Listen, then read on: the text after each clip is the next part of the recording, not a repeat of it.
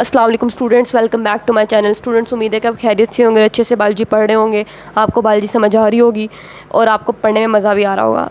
पहला वाला चैप्टर बस थोड़ा सा ड्राई सा चैप्टर है, अगले चैप्टर बहुत मज़े के, इंशाल्लाह उनमें आपको सही मज़ा आएगा पढ़ने का। अच्छा, इंडिविजुअल लेवल की बात करते हैं। देखें, ऑर्गन सिस्टम आपस में मिले, ऑर्गन आपस में मिले तो ऑर्गन सिस्टम बना, ऑर्गन सिस्टम आपस में मिलेंगे तो अब इंडिविजुअल एक पूरा बन जाएगा। ठीक है, ये जो जीता जागता आपको इंसान नज़र आ रहा है, इसमें क्या है कि डिफरेंट ऑर्गन सिस्टम्स आपस में काम कर रहे हैं और एक इंडिविजुअल बन गया। तो वो कह रहे हैं डिफरेंट ऑर्गन्स और ऑर्गन सिस्टम जो है ना, ये ऑर्गेनाइज टुगेदर आपस में मिलकर काम करते हैं और एक इंडिविजुअल और एक इंडिविजुअल या एक ऑर्गेनिज्म बन जाते हैं। इंडिविजुअल कह लो, ऑर्गेनिज्म कह लो, एक ही बात है। ठीक है। अच्छा, एक वो कहते हैं कि ऑर्गेनिज्म के अंदर क्या होता है कि ये जो सारे फंक्शंस चल रहे होते हैं, सारे प्रोसेस और एक्टिविटीज़ चल रही होती हैं ना, ये आपस में कोऑर्डिनेटेड होती हैं, मतलब मिल के काम कर रही होती हैं। ऐसा नहीं होता कि एक ऑर्गन सिस्टम अलग से काम कर रहा है तो एक दूसरे ऑर्गन सिस्टम को खबर ही नहीं है, तो तीसरा ऑर्गन सिस्टम को पता ही नहीं चल क्या रहा है। ऐसा नहीं होता। जैसा कि वो उन्होंने एग्जाम्पल दी है, जैसा कि एक मैन एक इंगेज्ड है, मतलब मसरूफ़ है, कॉन्टीन्यूस और हार्ड एक्सरसाइज, मुसलसल एक एक्सरसाइज की जा रहा है वो, तो इस केस में ना सिर्फ उसके मसल्स काम कर रहे हैं, मतलब मस्कुलर सिस्टम तो उसका काम कर ही रहा है, उसके साथ उसका रेस्पिरेटरी सिस्टम भी काम कर रहा है और उसका कार्डियोवास्कुलर सिस्टम, हार्ट वाला सिस्टम भी काम कर रहा है। तो देखें, 3 सिस्टम्स यहाँ पे मिलके काम कर रहे हैं। ठीक हो गया। तो यही उन्होंने लिखा हुआ है कि एक इंडिविजुअल के अंदर डिफरेंट प्रोसेसेस, एक्टिविटीज़ और फंक्शंस कोऑर्डिनेटेड होती हैं, आपस में मिलके चल रही होती हैं। ठीक है।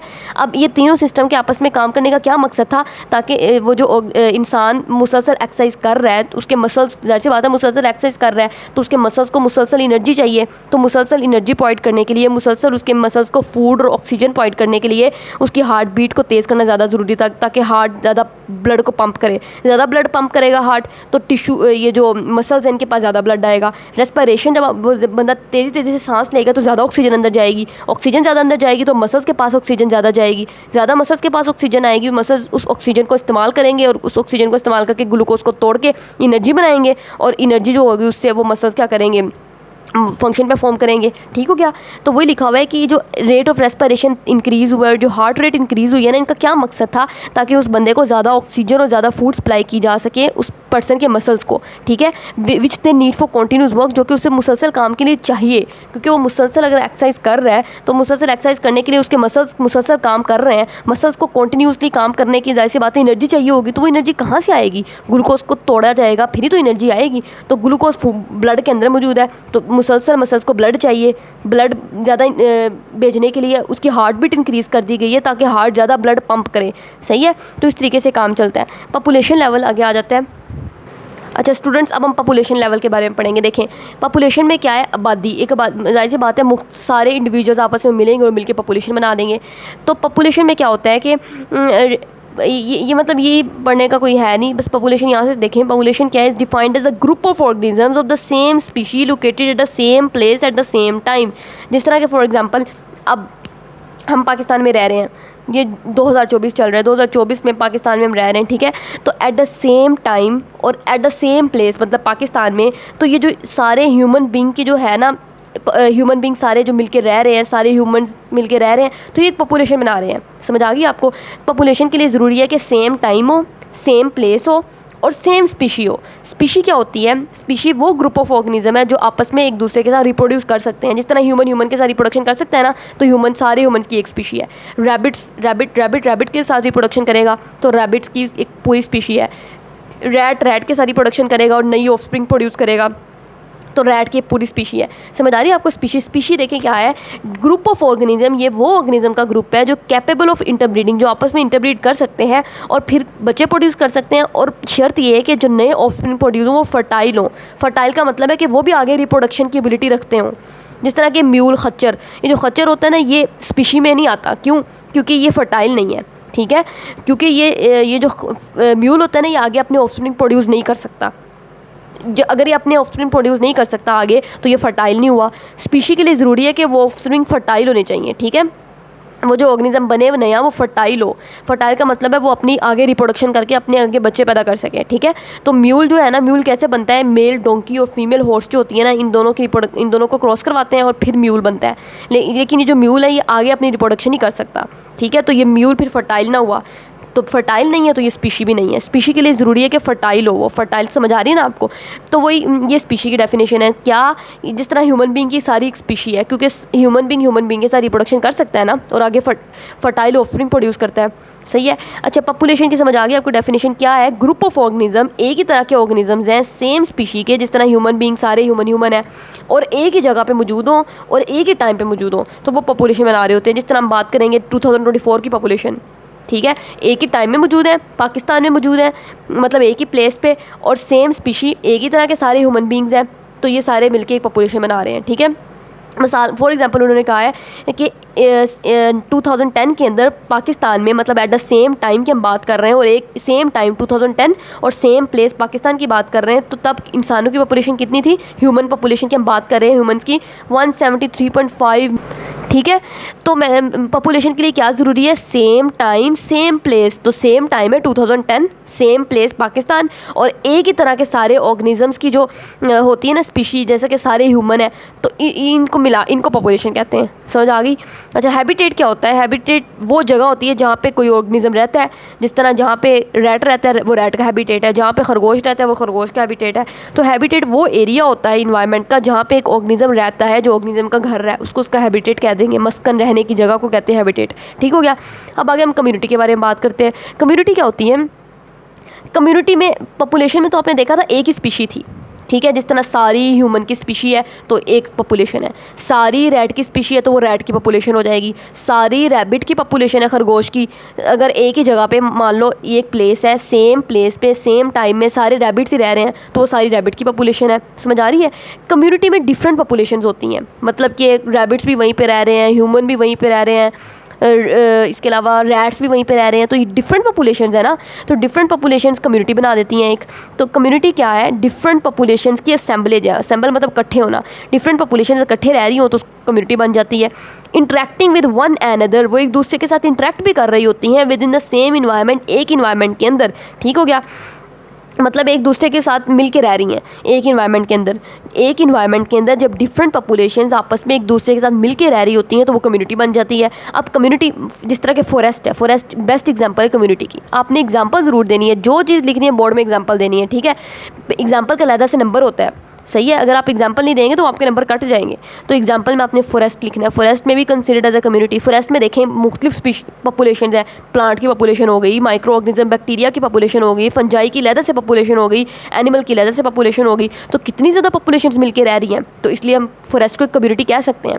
अब कम्युनिटीज़ भी दो तरह की होती हैं। अच्छा, कम्युनिटी ये देखें, कम्युनिटीज़ क्या है, वही दोबारा उन्होंने बात लिखी हुई है, कोलेक्शन ऑफ ऑर्गेनिज्म काफ़ी मिलके रह रहे हैं। और कम्युनिटी में क्या होता है, एक पॉपुलेशन इंक्रीज़ होती रहती है और दूसरी पॉपुलेशन डिक्रीज़ हो सकती है, हो सकता है ना एक पॉपुलेशन, क्योंकि फॉर एग्जांपल एक कम्युनिटी है वही वहाँ पे मुख्तलिफ पॉपुलेशन रह रही है, लाइक एक शेर की पॉपुलेशन रह रही है, एक हिरन की पॉपुलेशन रह रही है।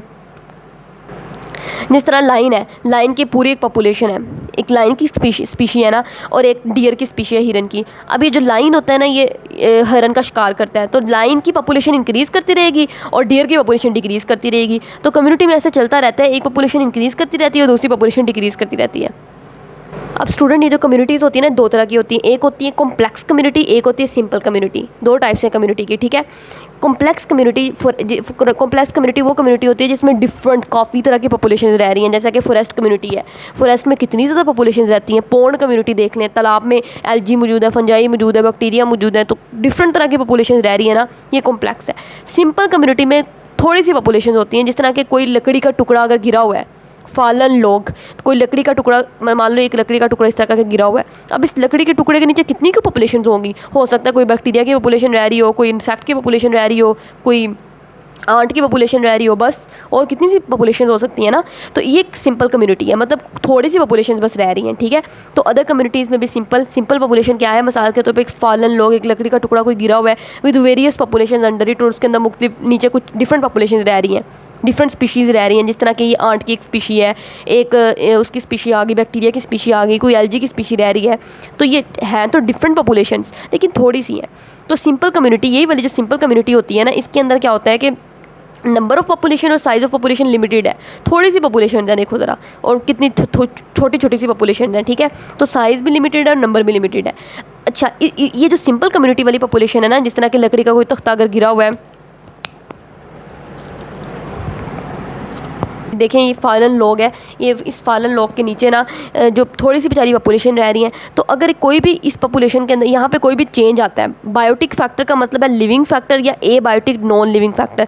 नॉन लिविंग फैक्टर की बात कर लेते हैं। मान लो ऊपर से सूरज की रोशनी पड़ रही थी, सूरज की रोशनी थोड़ी सी ज़्यादा तेज़ हुई, थोड़ी सी ज़्यादा सूरज की रोशनी तेज़ हुई, इसकी वजह से यहाँ पे जो पानी वगैरह मौजूद था, सपोज कर लो वो खुशक हो गया, ड्राई हो गया। अब यहाँ पे पानी वगैरह मौजूद नहीं है, तो हो सकता है ये आंट की पॉपुलेशन जो यहाँ पे रह रही है वो किल हो जाए, उसको पानी नहीं मिल रहा तो मर जाएगी। ठीक है, तो थोड़ा सा ए बायोटिक फैक्टर में चेंज आया तो इस कम्युनिटी के ऊपर देखो कितना गहरा असर पड़ गया है ना। वहाँ पे एक पॉपुलेशन ही बेचारी रहना, मतलब पॉपुलेशन की सर्वाइवल ही खतरे में पड़ गई है। इसी तरीके से बायोटिक फैक्टर में मान लो कोई और पॉपुलेशन यहाँ पे आ गई, कोई और सिर्फ फॉर एग्जांपल यहाँ पे एक कोई इंसेक्ट रह रहे थे, उस एक और कुछ ऑर्गेनिज्म यहाँ पे आया, वो इस इंसेक्ट को खाता था, इसका वो ये वाले जो इंसेक्ट्स थे ना वो उस ऑर्गेनिज्म का प्रे थे, शिकारी थे, तो उसने क्या किया, इस पॉपुलेशन को खाना शुरू कर दिया। तो जब ये पॉपुलेशन को खाना शुरू कर देगा तो तब भी यहाँ पे क्या होगा, इस पॉपुलेशन को, ये पूरी कम्युनिटी के ऊपर कितना गहरा असर पड़ा है। तो कोई भी वो कह रहा है कि बायोटिक या ए बायोटिक फैक्टर में अगर चेंज आता है ना तो उसका सिंपल कम्युनिटी के ऊपर बड़ा ही ज़्यादा ड्रास्टिक, गहरा और लॉन्ग लास्टिंग असर पड़ता है। ठीक हो गया, ये उन्होंने लिखा हुआ है। बायोस्फीयर क्या होता है, bio means life, sphere mean वो पार्ट। ठीक है, अब ये जो ज़मीन है ना, पूरी ज़मीन के अंदर इंसानी ज़िंदगी आबाद नहीं है। ज़मीन का बिल्कुल थोड़ा सा हिस्सा है जहाँ पे इंसानी ज़िंदगी आबाद है बस, बाकी सारा हिस्सा पानी पे मुश्तमिल है या मिट्टी पे मुश्तमिल है, खाली है।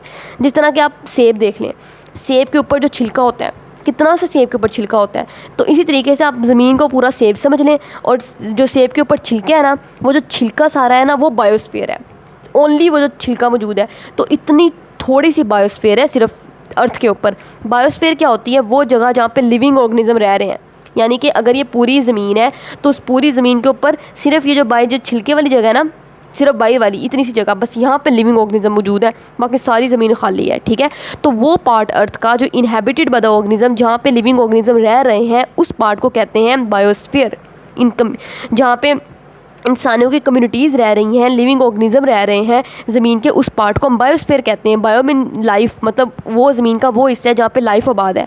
ठीक, अब इस बायोस्फीयर के अंदर ऑल इकोसिस्टम्स आ जाते हैं। इकोसिस्टम्स क्या होते हैं, वो इकोसिस्टम वो एरियाज़ होते हैं जहाँ पे लिविंग ऑर्गेनिज्म और नॉन लिविंग ऑर्गेनिज्म आपस में मिलके रह रहे होते हैं, वो इकोसिस्टम है। ठीक है, वो एरियाज़ जहाँ पे लिविंग ऑर्गेनिज्म इंटरेक्ट मिलके रह रहे होते हैं, non living components of the environment के अंदर जो नॉन लिविंग थिंग्स हैं उनके साथ मिलके रह रहे हैं लिविंग ऑर्गेनिज्म ना, उसको एक इकोसिस्टम कहते हैं। तो इस बायोस्फीयर के अंदर सारे इकोसिस्टम्स आ जाते हैं। ठीक है, और इस बायोस्फीयर में ही तो ज़िंदगी आबाद है बस, इसके अलावा कहीं और ज़िंदगी आबाद नहीं है। तो इसको कहते हैं zone of life on earth. Earth पे यही वो जगह है, जोन ऑफ लाइफ, जहाँ पे ज़िंदगी आबाद है। ठीक हो गया, तो ये हमने सारा ऑर्गेनाइजेशन के लेवल पढ़ लिया। ऑर्गेनाइजेशन के लेवल में हमने स्टार्ट किया था सब एटॉमिक लेवल से, सब एटॉमिक मिलके एटॉमिक बनाते हैं, फिर एटम्स ने मिलके मॉलिक्यूल्स बनाए, मॉलिक्यूल्स ने मिलके ऑर्गेनेली बनाई, ऑर्गेनेलीज ने मिलके सेल बनाया, सेल ने मिलकर टिश्यू बनाया, टिश्यू ने मिलके ऑर्गन्स बनाए, ऑर्गन्स ने मिलके ऑर्गन सिस्टम बनाया, ऑर्गन सिस्टम ने मिलके इंडिविजुअल बना दिया, इंडिविजुअल ने मिलके पॉपुलेशन बना दी, मुख्तलिफ पॉपुलेशन आपस में मिली कम्युनिटी बन गई, और सारी कम्युनिटीज़ आपस में ज़मीन के ऊपर जहाँ पे रह रही हैं उसको बायोस्फीयर कहते हैं। तो ये बात ख़त्म हो गई। ठीक है, ये ऑर्गेनाइजेशन लेवल था, इसमें कुछ भी मुश्किल नहीं है। कोई चीज़ आपको समझ नहीं आ रही आप बता दें, कमेंट सेक्शन में लिखें, मैं इंशाल्लाह दोबारा समझा दूँगी। उम्मीद है कि आपको वीडियोज़ अच्छे से समझ आ रही होंगी। अपने फ्रेंड्स के साथ वीडियोज़ को शेयर करें, चैनल को लाइक करें, सब्सक्राइब करें। अल्लाह हाफिज़।